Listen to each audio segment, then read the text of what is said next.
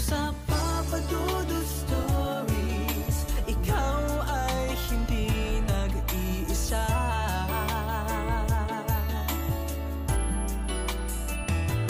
Dito sa Papa Dudut Stories, kung minsan ay sinusubok ang ating pananampalataya sa ating Panginoon sa pamamagitan ng mga trials na ating pinagdadaanan.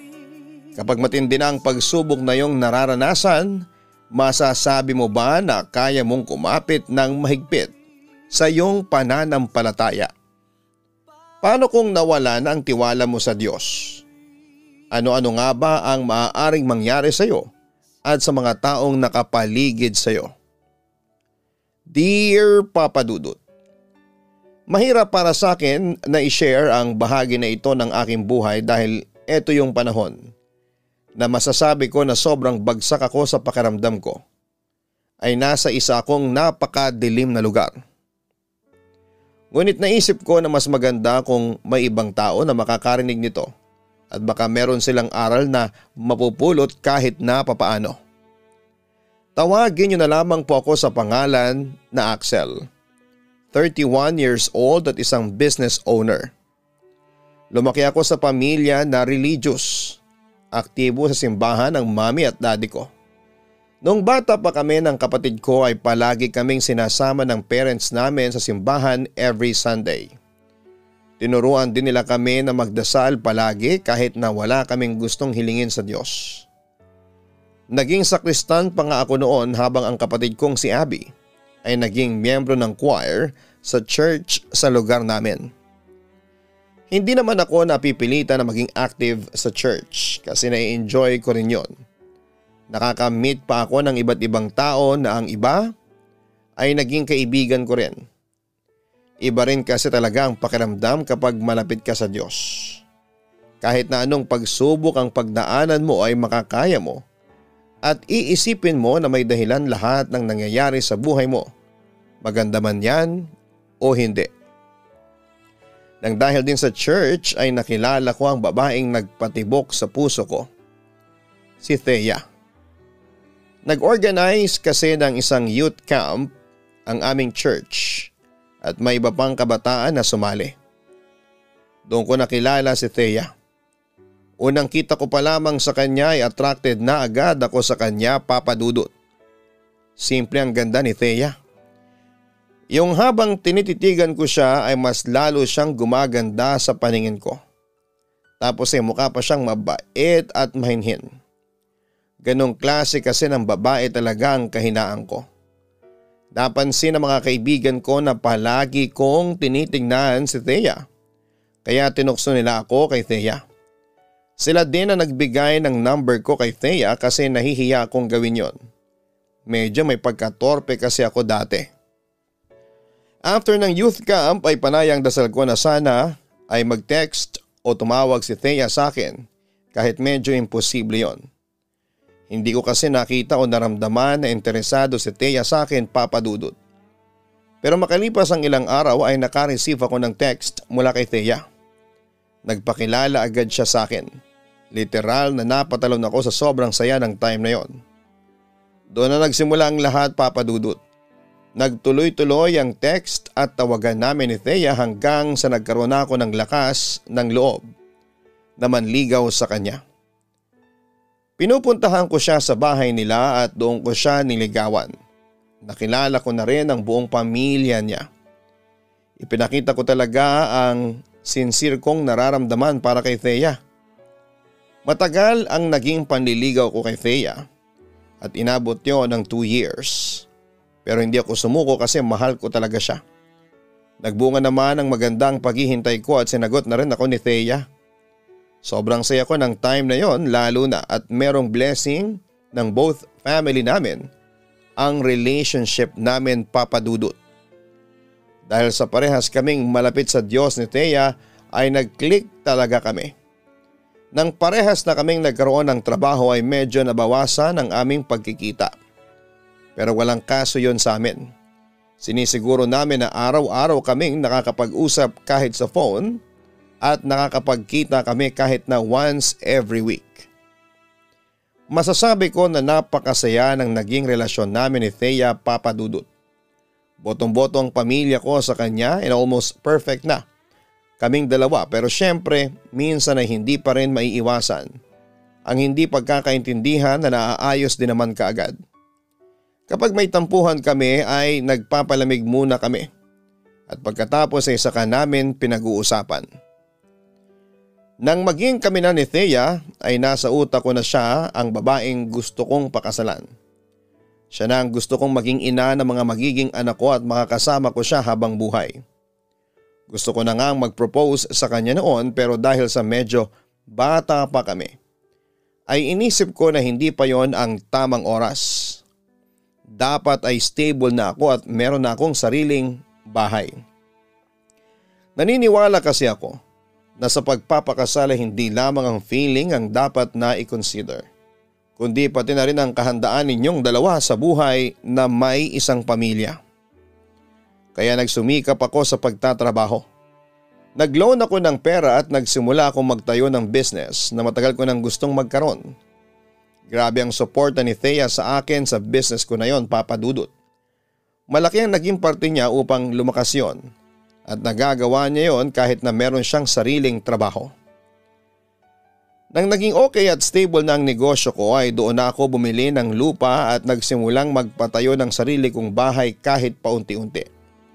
Mas okay na ang may nasisimulan kaysa sa wala kahit mabagal ang proseso. Ganon ang paraan ko ng pag-iisip. Habang pinapagawa ko ang bahay na yon ay wala akong ibang nasa isip kundi yun na ang magiging bahay namin ni Thea kapag kinasal na kaming dalawa. Nang malapit nang matapos ang bahay ko ay nag-propose na ako kay Thea. Sinakto ko yon sa ika-6 na anniversary namin ni Thea. Hindi naman ako nabigo at nag-yes si Thea sa akin, Papa Dudut.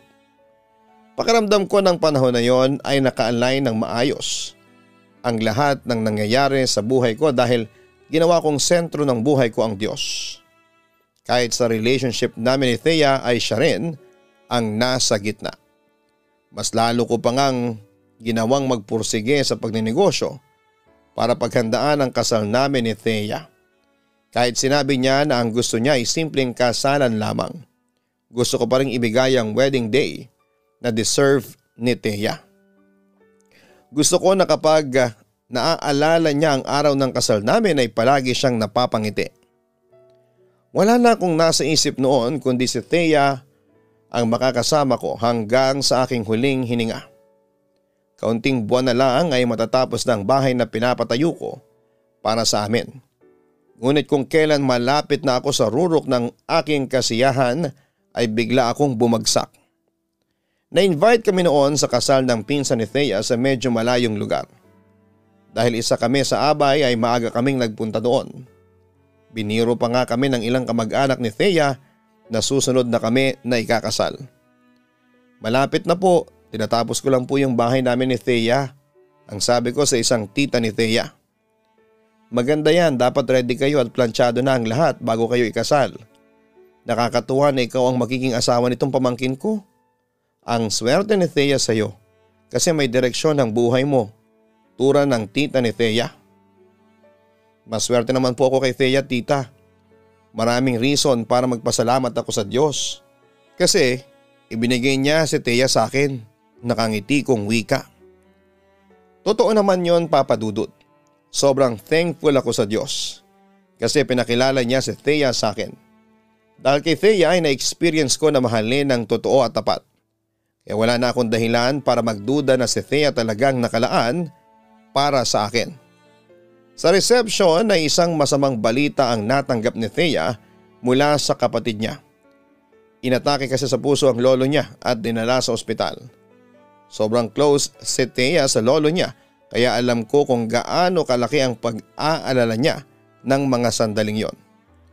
Mag-i-stay pa sana kami doon sa reception ng mas matagal pero dahil sa emergency nagpaalam na kami. Naunawaan naman kami ng ikinasal. Pero nang paalis na kami ay hinabol kami ng tita ni Thea at pinigilan niya kami na umalis. Ang sabi niya hindi niya alam kung namamalik mata lamang siya. Pero nang bigla siyang napatingin kay Thea ay nakita niya na parang wala itong ulo.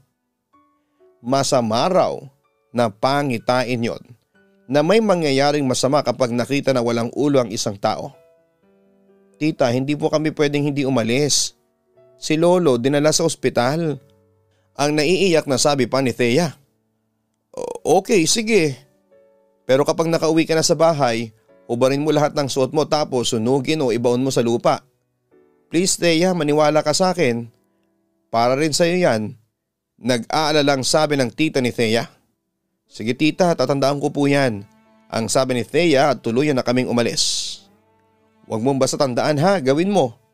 Tumawag ka sa akin kapag nakauwi ka na at tapos mo nang gawin yung pinapagawa ko. Ang sabi ni tita, Papa Dudut. Medyo kinabahan ako sa mga sinabi ng tita ni Thea. Kahit na hindi ako naniniwala sa mga ganong pamahiin ay hindi ko pa rin maiwasa ng matakot. Kaya naging maingat ako sa pagmamaneho. Iyak ng iyak si Thea ng time na yon kasi talagang nag-aalala na siya para sa lolo niya. Sinabihan niya ako na baka pwede kong bilisan kahit kaunti kasi gusto na niyang makita ang lolo niya. Sunod ko naman si Thea pero sinamahan ko pa rin ang pag-iingat yon. Ngunit kahit nga yata anong ingat natin, kung nakatakdang mangyari ang isang bagay ay mangyayari talaga yon. Na-aksidente kami noon ni Thea at sa kasamaang palad ay namatay si Thea sa aksidente na yon, Papa Dudut. Ako naman ay sugat sa ulo, gasgas sa buong katawan at kinailangan na sementohin ang isa kong binti. Comatose din ako ng ilang araw at nang magising ako ay nailibing na si Thea. Hindi ko man lang nagawang makapunta sa burol niya at sa mismong araw ng kanyang libing. Pakiramdam ko ay pinagbagsakan ako ng langit at lupa ng time na yon, Papa Dudut. Hindi ko nagawang umiyak nang malaman kong wala na si Thea. Feeling ko lahat ng pangarap ko ay bumagsak lahat sa isang iglap. Parang nang mawala si Thea ay namatay na ako kasama niya dahil siyang naging buhay ko ng panahon na yon. Kahit gusto kong umiyak ay hindi ko magawa. Ang nasa utak ko kasi noon ay hindi totoo ang lahat. Isa lamang yung masamang panaginip at magigising din ako. Naging in denial talaga ako, Papa Dudut. Napakasakit ng pangyayaring yon dahil kasama ko sa pangarap ko si Thea. Siya na ang babaeng pakakasalan ko at gusto kong makasama sa panghabang buhay. Palagi lang akong nasa kwarto ko nang nagpapagaling pa ako ng paa at binti ko. Kahit meron akong wheelchair ay hindi pa rin ako lumalabas. Mas gusto ko pa ang mapag-isa. Palagi kasing ayokong makipag-usap sa ibang tao. Ayokong kaawaan nila ako, Papa Dudut. Kahit minsan ay kinakausap ako ni na Mami ay hindi pumapasok sa isipan ko ang mga sinasabi nila. Habang binabalikan ko ang naging journey namin ni Thea, ay tinitingnan ko kung meron ba akong nagawa na mali o labag sa kautusan ng Diyos para mangyari yon sa akin. Baka kasi may pagkakamali akong nagawa nang hindi ako aware kaya nangyari yon sa amin ni Thea. Pero wala akong maalala. Wala akong maisip na pwedeng nag-lead para mangyari yon, Papa Dudut. Kinausap naman ako ng family ko, lalo na ni Mami. Sinabi nila na merong dahilan kung bakit nawala si Thea. Ganon din ang iniisip ko noong una para kahit papaano ay maging maluwag sa akin ang pagtanggap. Pero kahit na anong isip ko ay hindi ako makakita ng dahilan para kunin kaagad ng Diyos si Thea sa akin. Bakit kung kailan pa malapit na kaming ikasal at unti-unti na naming binubuo ang mga pangarap namin. Pakiramdam ko ng time na yon ay nawala na ang silbi at direksyon ng buhay ko. Kung dati alam ko ang gagawin ko sa buhay ko, ng time na yon ay parang nakalimutan ko na ang lahat ng yon. Nakalimutan ko na kung paano ang mangarap at kung ako lang sana ang masusunod ay mas gugustuhin ko na lamang din na mamatay kagaya ni Thea. Nang simulan kong i-question ng reason ni God sa pagkawala ni Thea ay nawala na rin ako ng faith sa kanya ng paunti-unti. Kung dati palagi akong naniniwala na lahat ng nangyayari sa buhay ko ay may dahilan, hindi ko talaga makita ang dahilan ng pagkamatay ni Thea. Nagalit ako sa Diyos noon at kinalimutan ko na ang pagdarasal sa Kanya. Nasabi ko rin sa sarili ko na bakit pa ako magdarasal kung hindi rin naman nagkakaroon ng katuparan. Lalo na kung isa talaga sa ipinagdarasal ko ay ang maging magkasama kami ni Thea sa panghabang buhay.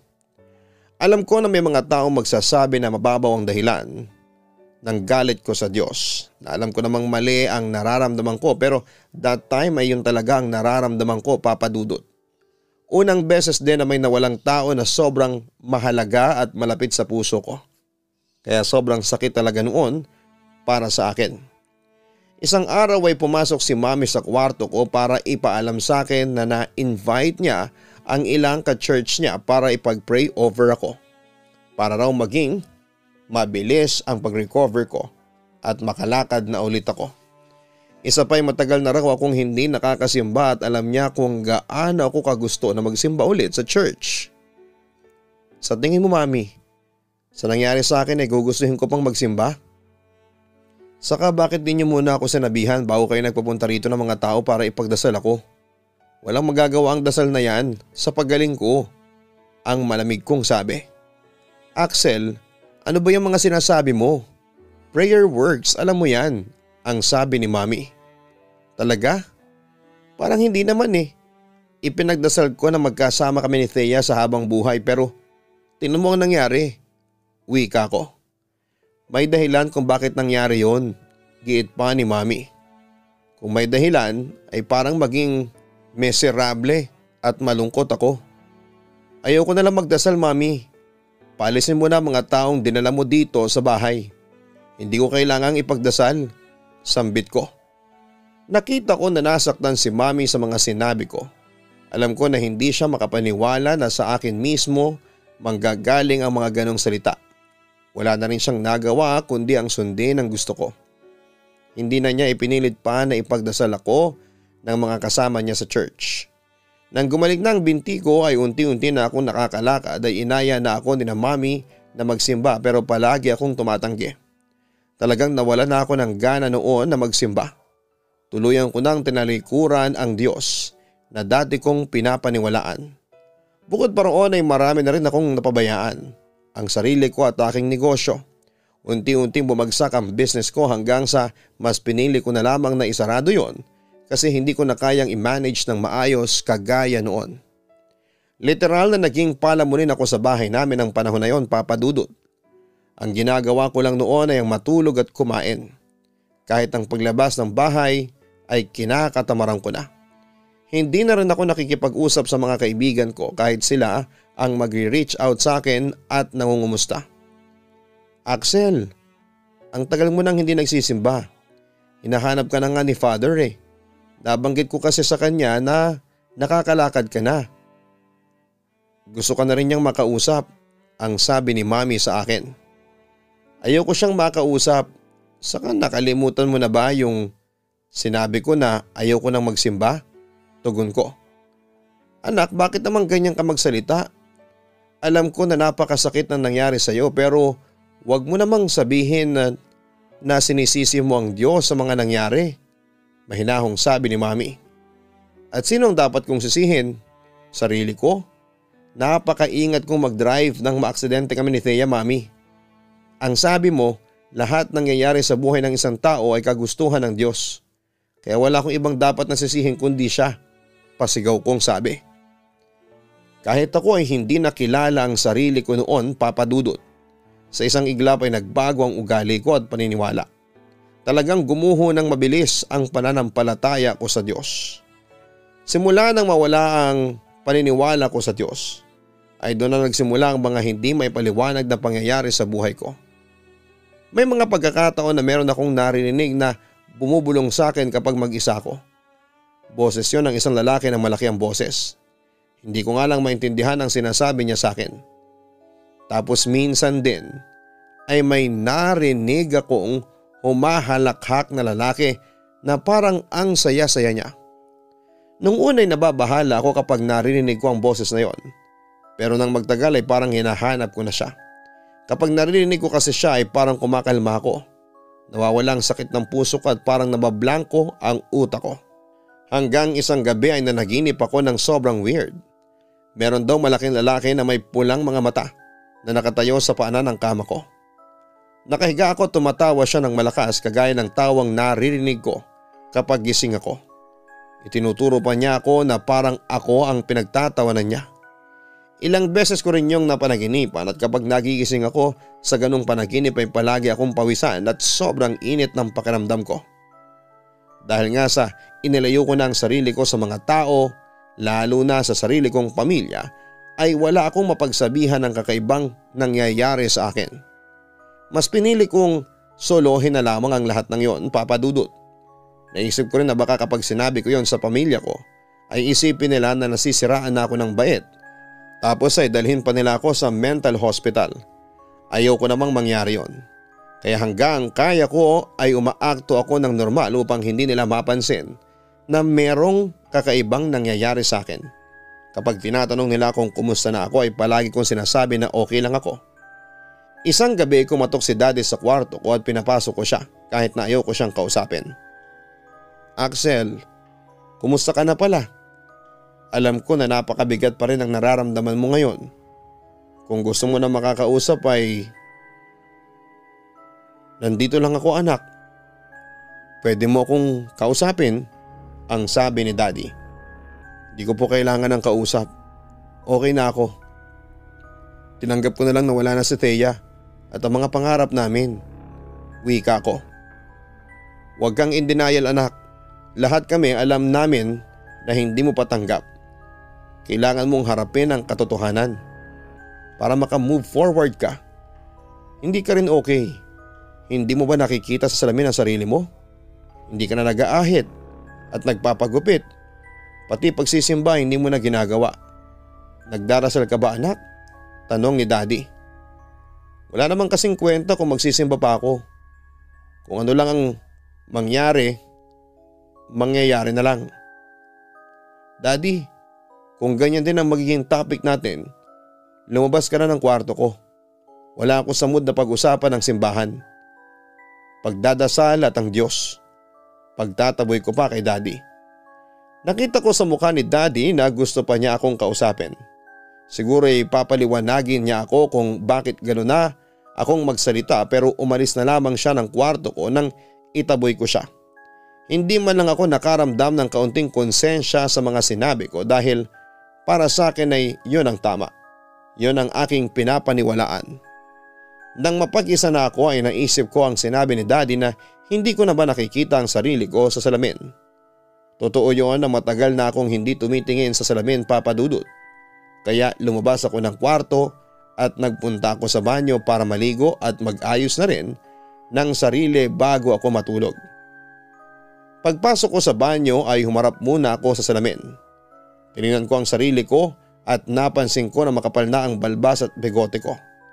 Ang lagkit na rin ang buhok ko at wala na yon sa ayos. Habang nakatitig ako sa salamin ay napansin ko na parang unti-unting dumidilim sa loob ng banyo. Nang tingnan ko ang bumbilya ay okay naman yon kaya nakapagtataka kung paanong medyo dumilim sa banyo. Nang muli akong humarap sa salamin ay nagulat ako kasi hindi ko na refleksyon ang nakikita ko kundi isang malaking lalaki sa panaginip ko. Yung parang anino na may mapupulang mga mata. Sino ka? Gulat at takot kong tanong. Bakit ka pa maliligo? Para saan pa? Hindi ka naman lumalabas ng bahay ninyo. Kahit nga sa kwarto mo ay bibihira kang lumabas. Hayaan mong ganyan ang itsura mo, sabi ng lalaki na may malaking boses. Unti-unting lumapit ang mukha ng lalaki na parang lalabas na siya sa mismong salamin. Napasigaw ako sa sobrang takot, Papa Dudut. Napatras ako at natumba ako. Tumamang likod ko sa pinto ng banyo at hindi ko alam kung totoo ba ang nakita ko o hallucination lamang yon.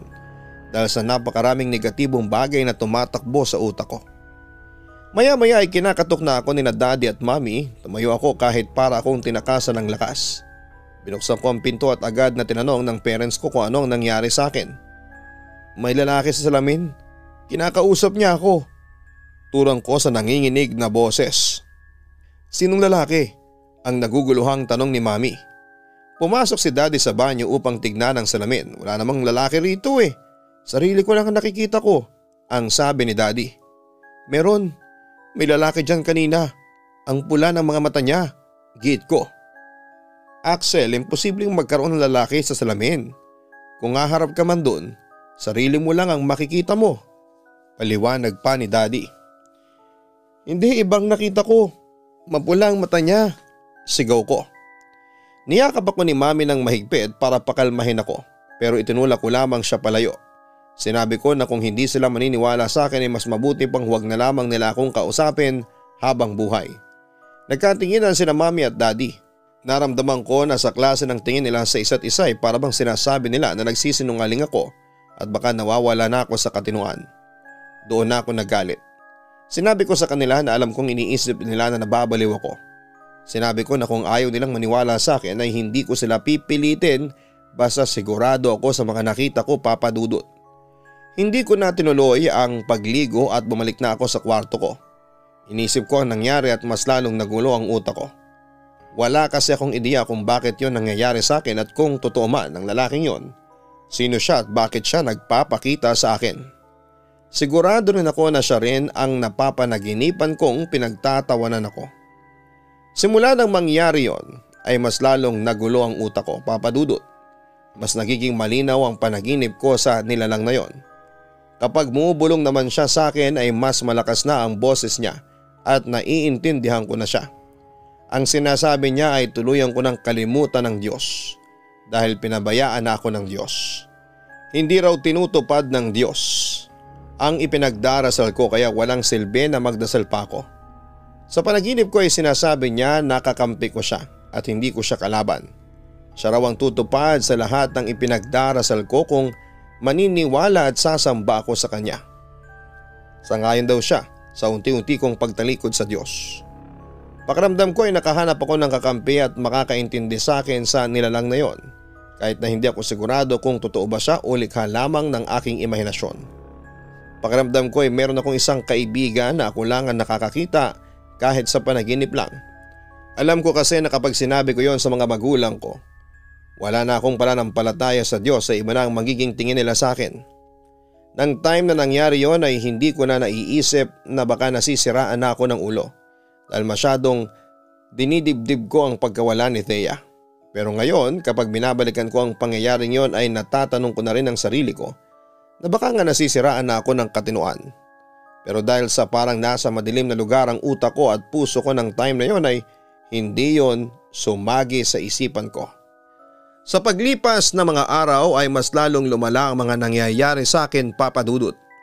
May mga pagkakataon na nagigising ako ng madaling araw, sobrang init sa kwarto noon.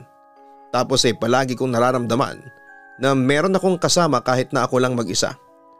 Dumating na rin sa point na meron akong nakikitang silhouette ng isang malaking lalaki na palaging nakatayo sa may paanan ko. Nananaginip ako na kinakausap ako ng nilalang na yon. At binubuyo niya ako na huwag nang maniwala pa sa Diyos. Mas magiging maganda raw ang takbo ng buhay ko kung tuluyan ko nang ititigil ang pagdarasal. Naisip ko na tama siya, Papa Dudut.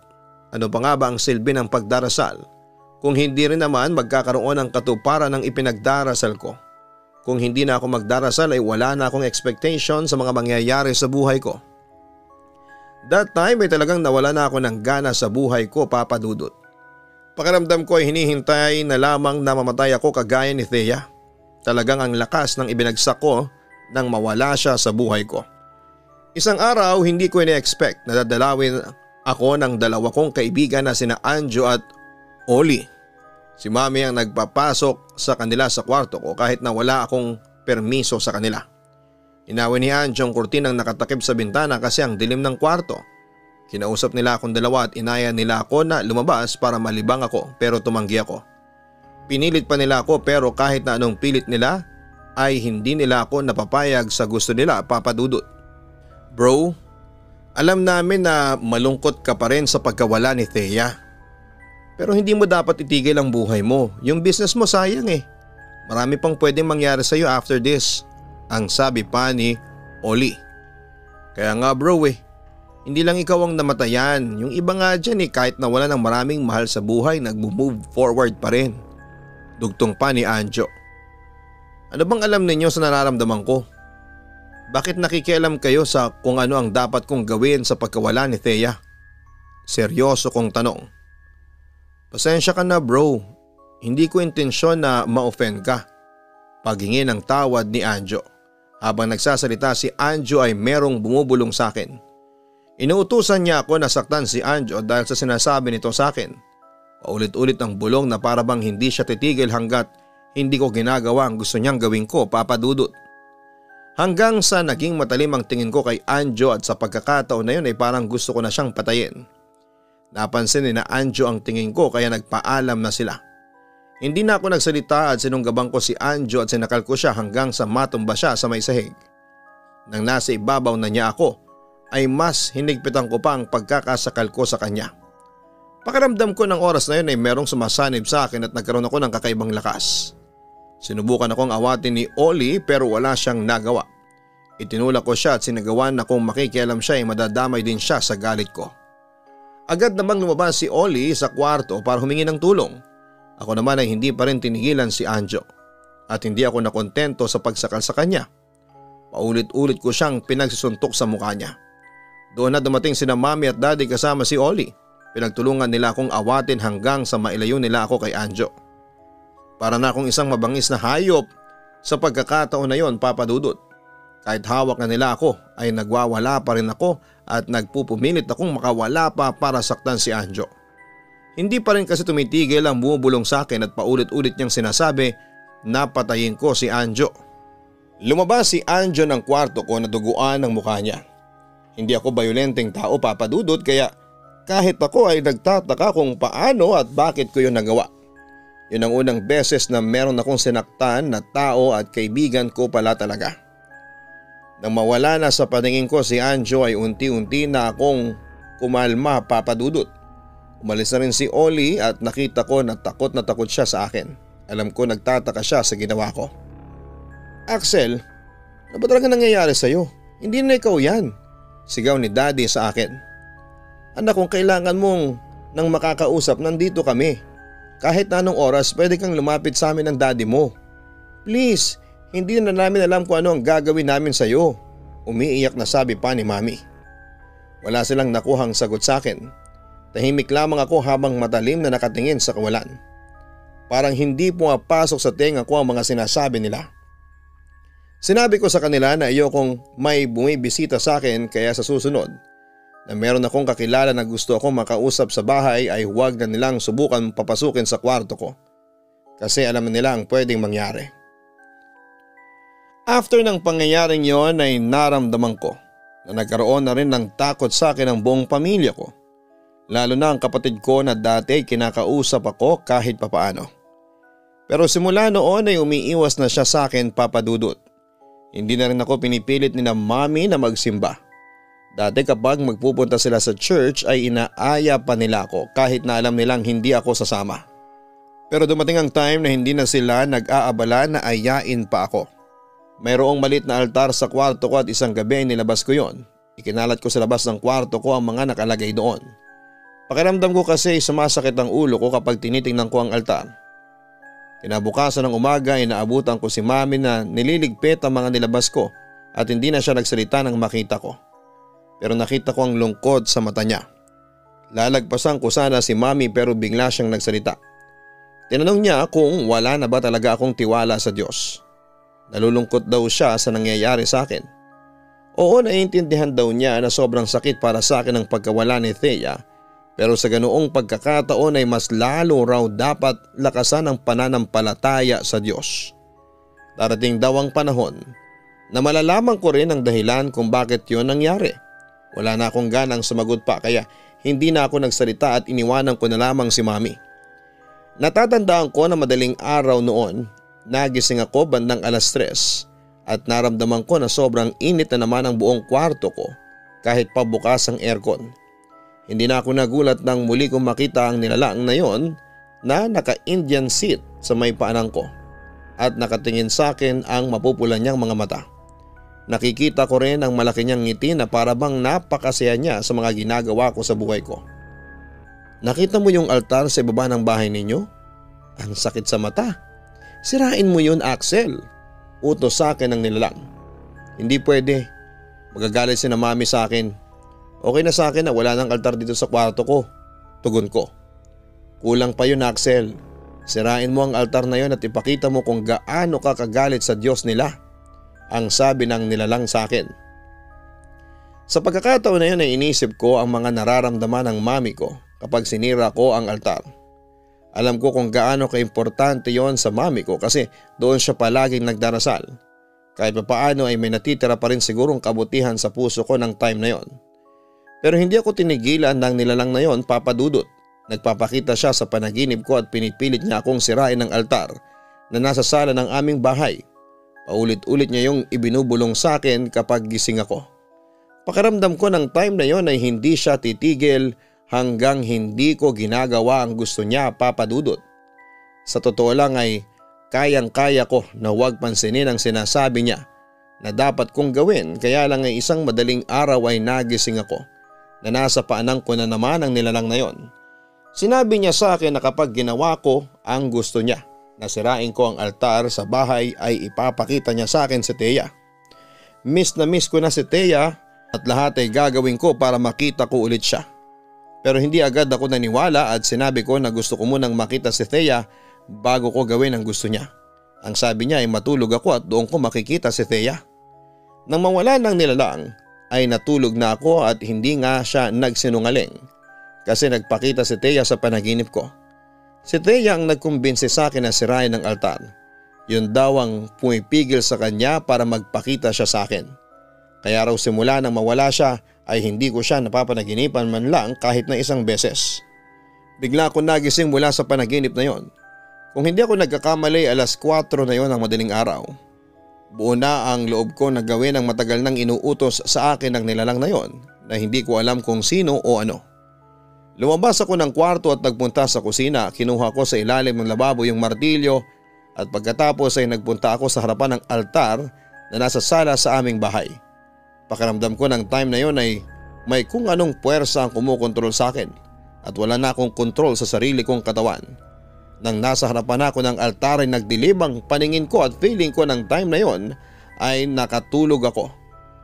Kaya ang nasa utak ko ay hindi ko tinuloy ang pagsira sa altar. Nang muli akong magkaroon ng balay sa nangyayari sa paligid ko ay matapos akong suntukin ni Daddy sa muka. Nahilo ako at natumba ako sa may sahig. Nakita ko si Mami na umiiyak habang nasa paanan niya ang basag na rebulto ni Mama Mary. Hindi ko alam ang ginagawa ko, hindi ko alam. Nalilito at paulit-ulit kong sabi. Lahat na nga ng mga pagbabago na ginawa mo tinanggap namin, Axel. Pero itong pagsira mo sa altar dito sa bahay ay hindi na. Sumusobra ka na. Oo, nagluluksa ka. Pero hindi yun dahilan para manira ka ng gamit dito. Kung palagi mong sisisihin ng Diyos sa mga nangyayari at wala ka ng paniniwala sa Kanya, lumayas ka sa bahay ko. Matapang na sigaw ni Daddy. Magsasalita pa sana ako pero natigilan ako nang marinig ko ang malakas na halakhak nung lalaki na parang napakasaya niya sa mga nangyari. Napasigaw ako at napatakbo ako kay Mami. Para akong nagkaroon ng kamalayan sa mga nangyayari sa akin at bigla akong umiyak ng umiyak habang nakayakap sa nanay ko.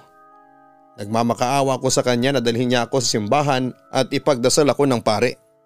Nang magliwanag na ay sinamahan ako ni Mami at Daddy sa church. Parang ang bigat pa nga ng mga paa ko pagpasok doon na parang may kung anong puwersa na pumipigil sa akin na pumasok. Pinag-pray over ako ng pare at simula noon ay naging magaan na ang pakiramdam ko. Bumalik na rin ako sa pagdarasal at pagpunta sa church. Dahil sa ilang beses kong pakikipag-usap sa pari ng church namin ay naliwanagan ako sa mga nangyari. Oo, masakit na nawala si Thea sa buhay ko sa oras na malapit na kaming ikasal. Pero ipinaunawa sa akin na merong dahilan ng lahat. Hindi ko pa man yon malalaman sa ngayon ay darating ang panahon na maiintindihan ko kung bakit kailangan ko yung pagdaanan. Until now, masakit pa rin sa akin ang pagkawala ni Thea pero tanggap ko nang hindi siya ang nakalaan para sa akin. Tuluyan ko na rin na ibalik ang pananampalataya ko sa Diyos at sa mga salita niya, Papa Dudut. Hindi ko na rin nakikita at naririnig ang nilalang na tila kumukontrol sa isipan ko at nagsasabi sa akin na gumawa ng masama simula nang magbalik loob ako sa Diyos. Siguro nga ay may mga pagkakataon na kapag humihina ang tiwala natin sa ating lumikha, sinasamantala yon ng demonyo para lasunin ang ating kaisipan. Nagpapasalamat pa rin ako sa Diyos na hindi niya ako pinabayaan at hindi niya hinayaan na tuluyang magkasira kami ng pamilya ko dahil sa hindi magagandang bagay na ginawa ko dati. Lubos na nagmamahal, Axel. Maraming masasakit at hindi magandang bagay ang pwedeng mangyari sa bawat isa sa atin. May mga pagkakataon na maitatanong natin sa Diyos kung bakit kailangang mangyari yon at kung kulang pa ba ang ating pananampalataya para dumaan tayo sa isang problema na sa tingin natin ay hindi natin kaya. Ngunit tandaan natin na mas kailangan nating mas patatagin ang ating tiwala sa Diyos sa kabila ng mga pagsubok na ating pinagdadaanan. Huwag nating hahayaan na manalo o tuluyan tayong kainin ng masasamang bagay na walang nais kundi ang mapunta tayo sa kadiliman. Ibinigay sa atin ng Diyos ang kanyang salita upang gabayan tayo.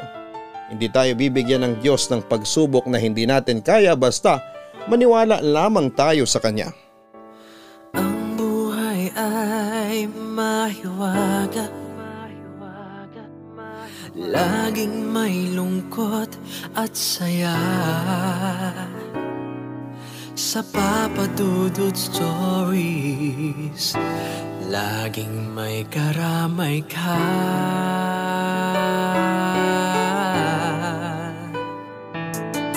Mga problemang kay bigat, dito ay pakikinggan ka.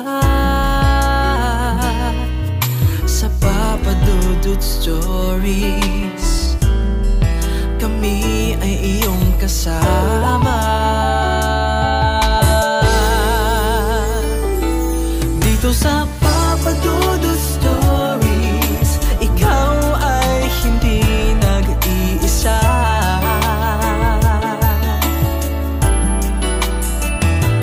Dito sa Papa Dudut Stories, may nagmamahal sa'yo.